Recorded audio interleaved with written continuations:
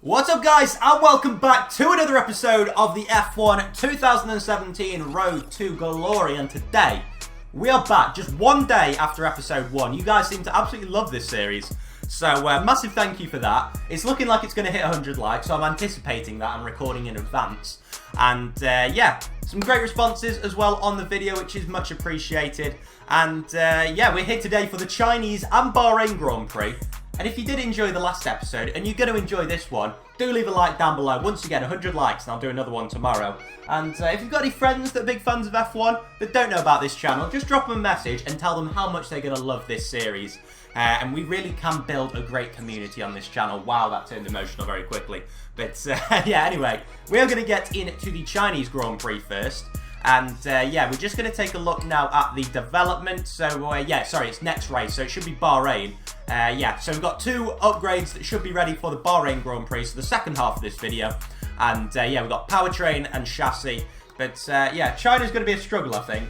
I'd imagine so, with no extra upgrades. But without further ado, let's get into it. One thing I think I actually forgot to mention in the last video was the coordination between Sauber and Alfa Romeo. So obviously, as of yet, there's no like official team kit for the Alfa Romeo Sauber team. So what I decided to do was just do a bit of mix and match. So we got Sauber umbrellas, the Sauber cushions, but then the team kit's all Alfa Romeo. So yeah, we're doing what we can.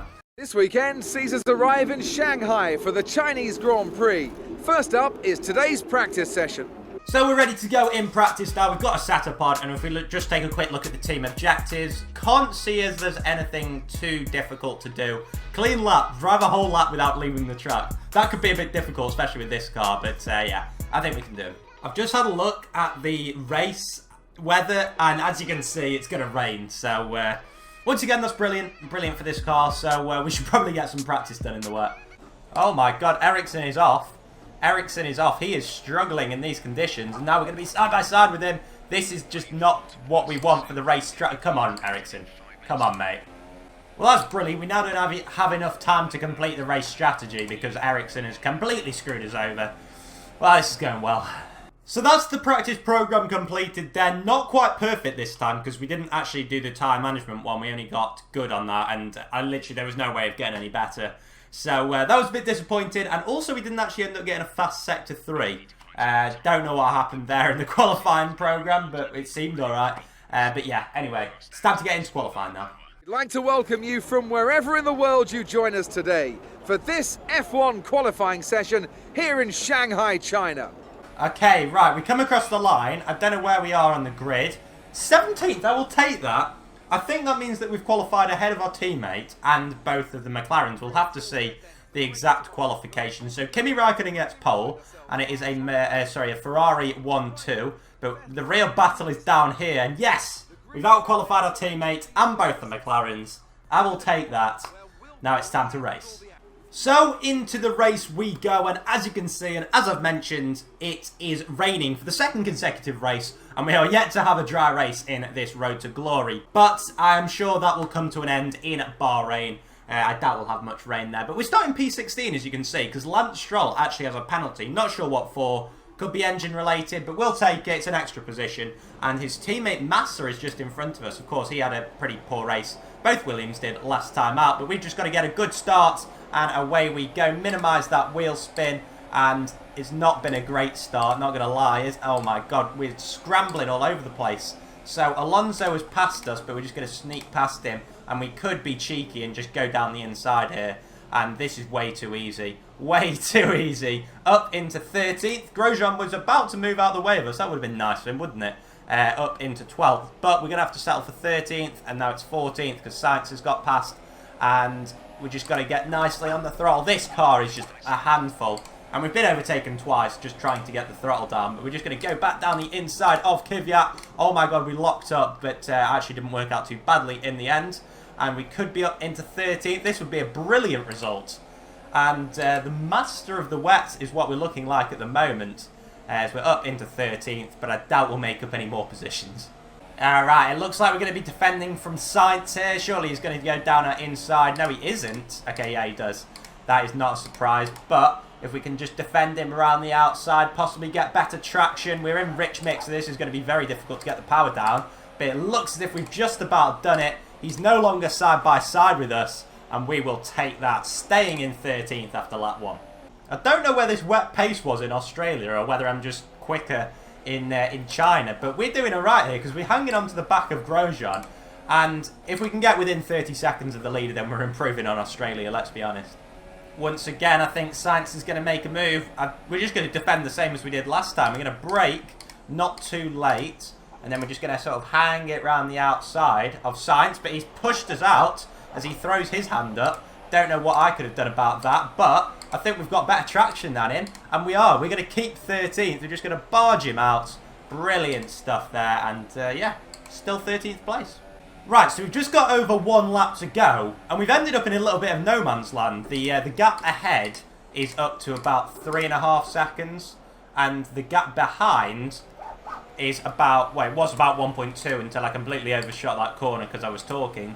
But anyway, we're going into the final lap. We haven't been under pressure from Sainz for a couple of laps now, and P13 this early would be big because obviously as it's only 5-lap races, it's always difficult for the smaller teams to sort of score points. So yeah, 13th place this early on in the championship could be good. If there is one corner we've struggled with on this racetrack throughout the race, it is this one here. So we go through the first part fine, and then as soon as we get on the throttle, it just wants to oversteer, and we just can't get that pedal down. And that is where we've been losing so much time to behind, and it looks as if Sainz is actually going to get one more chance to try and overtake us. So it looks like we may have to defend into this final corner, but no, he's not really gaining now. We are in rich mix, so whether he's used up all his fuel, I don't know. But Kimi Raikkonen wins the race. We don't care about that, because we're just going to park it on the apex. There's no one getting past there. And I would call this race a success, to be honest. So early on in this road to glory, to get P13, yes, it's not points, but it is a long way ahead of what we were expecting. We come around the final corner, P13 it is. Brilliant result, I'd say. So it was a great race from Ferrari. They took the 1-2. Raikkonen finishing just less than 7 tenths ahead, 6.66 behind was Vettel. Then you've got Hamilton and Bottas, Ricciardo, Perez, Ocon. Verstappen struggled, actually. He could only manage 8th. Points for Haas and Renault, which isn't good for us because it means that obviously we're going to be behind them. But yeah, P13 for us. And our teammate Ericsson actually ended up in 17th, so fair play. He actually ended up ahead of both of the McLarens and Stroll. So maybe this car isn't too bad after all, but we're going to take a look at the constructors standings. That's what we want. Okay, so we're bottom. That is just brilliant, isn't it? So Alonso must have had a better result than us in the last race. But yeah, no changes at all in the constructors. That is a little bit depressing. Okay, so I am very baffled because we're above Alonso in the Drivers' Championship, but we're behind them in the constructors. That is just strange, but I can't even remember where he finished in Australia, but it couldn't have been that good. Surely it wasn't 13th. But anyway, we'll forget about that. We want points at some point in this season. But yeah, we've done China. Now it's time to get into the Bahrain Grand Prix, at which we should have a couple of upgrades coming. So I'm going to record that this afternoon. So if I look a bit different, then don't be too alarmed. But yeah, without further ado, let's get into it. So we are back for Bahrain, and as you can see in the background, we have got a successful upgrade, or at least one, maybe even two. So Chris is handing us the report now, and we will see exactly what has been upgraded. Hopefully we have both an engine and the chassis upgrade. So yes, the powertrain upgrade has worked. That will give us an extra 4.6 horsepower for the next race, and then a 2.5 kilogram reduction in the chassis weight. So that's all good, and I think we also have enough resource points to buy something else straight away. So we're going to go for, yeah, R&D tree. So yeah, that has been fitted, as has that. And judging by what you guys said, you want me to upgrade the chassis a bit more. So I think, yeah, we've got 1,200 points. So you guys said for this chassis. So we are going to do exactly that. We're going to do the rear floor under tray this time. And yeah, hopefully that can be with us relatively soon. It should be Spain, I believe. So yeah, should be good. Yeah, there you go. Spain is when the expected delivery is going to be. Hopefully it doesn't fail. We can pray. We can pray. If we pray together, it will happen. Welcome to the deserts of Bahrain, where the Formula One circus has rolled into town. We're expecting the cars to appear out on track shortly. Here we are then in Bahrain practice, and I believe this is actually the final practice programme we have scheduled. It is, of course, the qualifying pace one, which I always leave till last, because, of course, we want to do it in these dust conditions to be representative. But, yeah, the P1 went pretty well. I will show the full results later, but for now, let's try and get purple on this. Unfortunately, we couldn't quite get purple for the qualifying pace. I think it's going to be quite a difficult weekend. I know on F1 2017, Bahrain is quite an OP track for the AI. So yeah, this could be a difficult one. This is where the struggle really begins. But yeah, green on tyre management, but then purple on everything else. Didn't get a fast sector 2 either, which is a bit disappointing. I think that must have been where we sort of lost a bit of time. But overall, not too bad. Let's get into qualifying. Cars are ready, the drivers are ready. We hope you're ready as qualifying is about to begin here in Bahrain. Once again, it's just going to be the one flying lap in qualifying. Don't think first sector went too badly. Coming towards the final corner now, we've got Sergio Perez right by us. That has not helped our run through the final corner. Ah, that's annoying. Once again, one of our laps in qualifying is just not the greatest, but I'm not sure where we are on the grid. I'm not expecting too much. 17th again, okay, right, I will take that. I will take that. Judging off practice results, it wasn't looking too promising, but if we've out-qualified Ericsson, I say that is a success. So we have, actually quite significantly, 4 tenths. So both the McLarens again as well. Williams seem to be struggling in this career mode so far, so yeah, we'll be looking to pounce on them at the start of the race. But yeah, without further ado, let's get once again into the racing. P17 it is for the race then, and yeah, not too bad. Pretty happy with that, because as I said, Bahrain's pretty OP track for the AI. To out-qualify Ericsson by 4 tenths, pretty good. I think that's very realistic for what Leclerc would do in real life as well. And also getting ahead of the McLarens, but yeah, it's going to be difficult going into turn 1. Obviously, we got P13 last time, most of which the positions, you know, we gained on that first lap. So we're going to try and do the same again. But yeah, we're on the outside this time rather than the inside, so could be difficult, but we will give it our best shot. It is dry for once as well in the race, which is good. But anyway, we are away now, and Massa's got a poor start, so we're going to capitalise on that. Possibly go to the inside. I don't know, it's looking very crowded there. You know, we've committed to it now. Kvyat has absolutely dived it down there, and now it just completely bottlenecks. But where are we? Oh my word. Kvyat, come on, son. Well, that has actually worked out pretty well, even though Kvyat has nearly taken us out of this Grand Prix. He's going for a move on his ex-teammate Daniel Ricciardo. We're going to try and go around the outside of both of them. Definitely not going to work, and didn't. And in fact, we nearly ended up losing a position to Hulkenberg in the process. We may still do, and I think we have. Yeah, Hulkenberg's got us for P12, but we're just going to try and counter that down the inside. Nope, didn't work at all. But yeah, P13, pretty happy with that. Could have been 12th. If we'd have kept ahead of Hulkenberg, but yeah, that Renault is a lot quicker than our Alfa Romeo at the moment, but hopefully that isn't the case for too much longer. Right, we've got Romain Grosjean on our tail. Obviously, we were trying to keep up with him last time in China, but today is going to be a whole different story. Hopefully we can hold him off for as long as possible. But yeah, we do have a couple of long straights here in Bahrain, and he has got an engine, which is obviously the 2017 Ferrari. We're stuck with the 2016 one, so it could be a little bit difficult to defend. But of course, we have upgraded it for this race, so hopefully that can come to fruition. What is going on ahead? There is some mad battle for positions.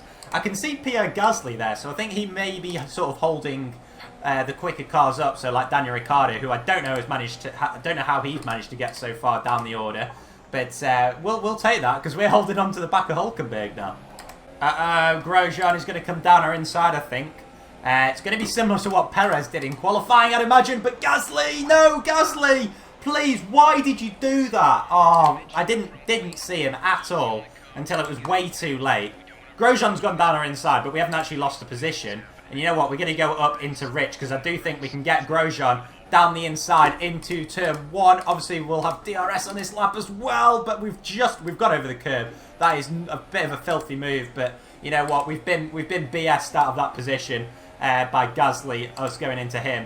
And also we're going to have horrific understeer now. As if this car wasn't bad enough. As if it had few enough elements on the front wing. We've now got one less. So this could be interesting. End of lap 3 now. And Grosjean is going to have DRS, I'm pretty sure. And you can just see the whole of the field are just on our tail, which is annoying. And everybody ahead has got away from us. But if we can hold this under braking, that would be impressive. Oh my god, the understeer, now that we've lost this bit of the front wing, is ridiculous. Grosjean has just powered past us because we literally can't even turn. But now it's just going to be about damage limitation, I think.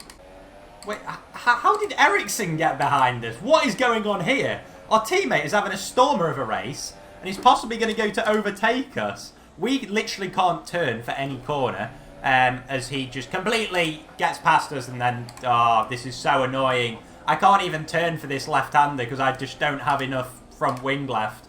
And we are tumbling down the positions. This is just not going well at all. Surely we've got Stroll into this corner. We're side by side. But of course we can't even turn for this corner, or hardly. This thing is a boat. This is ridiculous. Ah, closing on the Mercedes engine of Stroll, I may add. Just how impressive it is. But we're going to turn here, and are we going to keep P6? Oh, sorry, go back up into P16. That is a horrendous corner cut from Stroll. He deserves to be hit for that. And we'll take our P16. It was a race that held so much promise at one stage. When we were hanging onto the back of Hulkenberg, I genuinely believed that we could fight for points. Now we've got one corner left, and we are still fighting over P16. And, well, where did it all go wrong? Well, I know where it all went wrong. But anyway, we're going to come across the line for P16 behind our teammate, which is quite disappointing. But overall, I'd say we're building some improvements. We are. I mean, it's more positive than last episode, that's for sure. But obviously, we got a P13. That was the big result. And Ericsson, I believe, got 14th in that race as well. So it's all looking good for Alfa Romeo. Looking at the final race results then, it was Bottas from Raikkonen, so a finish 1-2, then Hamilton and Vettel, so no real surprises. Ricciardo, like I said, he had a pretty poor race. Both the Renaults scoring points, and then Ericsson, 13th. What is going on there? I don't even know. So he's equalled our best result of the season, which makes me feel a little bit incompetent, but we'll take 16th, we'll take that. His fastest lap was 7 tenths quicker, that is mad. We're nearly 30 seconds off the pace once again, which is a little bit embarrassing. But yeah, what can you do? Obviously, we're yet to get off the mark in the Constructors' Championship. Toro Rosso did so today. So yeah, we're one of 3 teams not to score a point. Can't really do much about that. In terms of the drivers' standings, we're sitting in 15th, so we are above our teammates. So it's not all bad at the moment. But yeah. I believe that we can get points in this car at some point this season. So we are going to end this episode with 694 resource points. Obviously not quite enough to do any upgrades, but I'm sure by probably about midway through next episode I will be able to. So let me know once again down in the comments. Should I do the aero next or another chassis upgrade? Actually, we won't be able to do chassis, yeah. Aero or powertrain? That's the question. Let me know down below. Obviously, 100 likes once again. I'll upload tomorrow. And yeah, that's just about it. Thanks for watching, guys. Do take care. I'll see you next time. Bye-bye.